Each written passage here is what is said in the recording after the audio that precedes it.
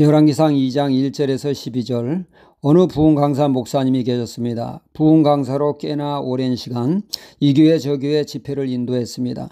그러던 중 어느 교회에서 부흥회를 인도하는데 앞자리에 있는 청년이 너무나 큰 은혜를 받습니다. 이 강사 목사님이 한두 번 집회를 인도한 것 아니요 은혜 받는 사람을 보는 것 또한 흔한 일인데 유독 그 청년은 강사 목사님이 주목하게 되었습니다. 은혜를 받아도 그 청년과 같이 은혜를 받는 사람을 일찍이 본 적이 없기 때문이죠. 시간마다 눈물을 철철 흘리는데 대단합니다. 하도 은혜 받는 모습이 은혜가 돼서 담임 목사님에게 물었습니다. 저 앞에 은혜 받는 청년이 어떤 사람입니까? 그러자 담임 목사님은 시큰둥하게 강사 목사님에게 너무 신경 쓰지 마세요 합니다. 저 친구 집회 때마다 저렇게 은혜를 받습니다. 그런데 저 은혜가 3개월을 못 갑니다. 예전의 모습으로 돌아가지요.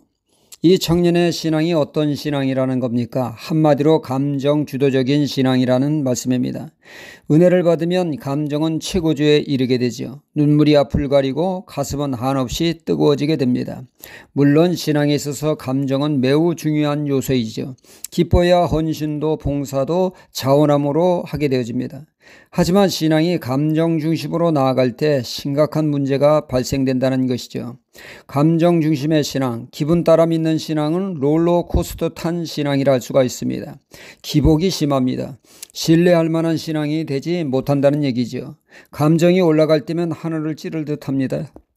그러나 어느 순간 감정이 다운되면 지하에까지 내려가게 되죠. 감정에 따라 아침 다르고 저녁이 다릅니다. 아침에는 할렐루야 하지만 저녁에는 믿어야 돼 말아야 돼 갈등하게 되죠. 오늘 다르고 내일이 다릅니다. 날씨 따라 계절 따라 달라질 수 있습니다. 불안합니다. 이에 비해 듬직한 신앙, 신뢰할 만한 신앙은 다른 것 아니죠. 오직 말씀에 서는 것입니다. 감정은 하루에도 12번 변하나 말씀은 어제나 오늘이나 영원히 변함이 없습니다. 변함이 없는 말씀에 기초할 때 그 신앙은 변함이 없는 한결같은 신앙의 모습을 보이게 된다는 것이죠. 그러기에 말씀을 강조하는 것은 아무리 강조해도 결코 지나치지 않습니다. 출애굽의 영웅 모세가 그의 사명을 다하고 차기 지도자 여호수아에게 강조한 것은 마음을 담대히 해서 하나님의 말씀에 입각하여 사명을 감당하라고 강조했습니다. 말씀을 더하거나 빼거나 하지 말고 하나님의 말씀을 담대한 마음으로 실행할 때 하나님이 함께 하심으로 형통한 지도자가 될 것이라고 힘주어 말했습니다. 오늘 말씀도 이와 같은 맥락의 말씀입니다. 이제 다윗 왕은 노쇠하여 이 세상을 떠날 시간이 가까이 오자 솔로몬 왕에게 유언과 같은 말을 하는 것이 오늘의 말씀입니다. 다윗이 강조한 것은 첫째로 말씀을 지키라입니다. 말씀을 지키라는 말은 말씀의 파수꾼이 되라고 하는 뜻입니다. 하나님의 말씀대로의 삶을 살아 말씀을 지키는 파수꾼의 삶을 살라는 얘기죠. 이에 하나님이 함께 하시고 나라는 번성할 것이라는 말씀입니다.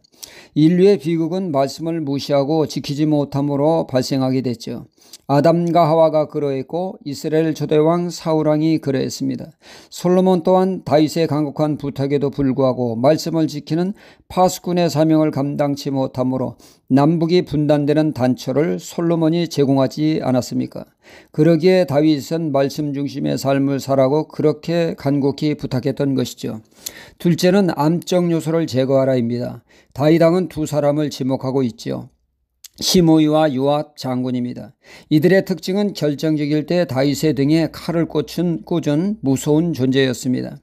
시므이는 다윗이 압살롬의 쿠데타로 가장 힘든 시기에 다윗 왕으로 하여금 갖은 저주로 깊은 마음의 상처를 준 자요, 요압 장군은 다윗 왕을 위해 공로를 많이 세웠지만 자신의 이권을 위해서는 자신의 복수를 위해서는 물불 가리지 않는 무서운 존재였습니다.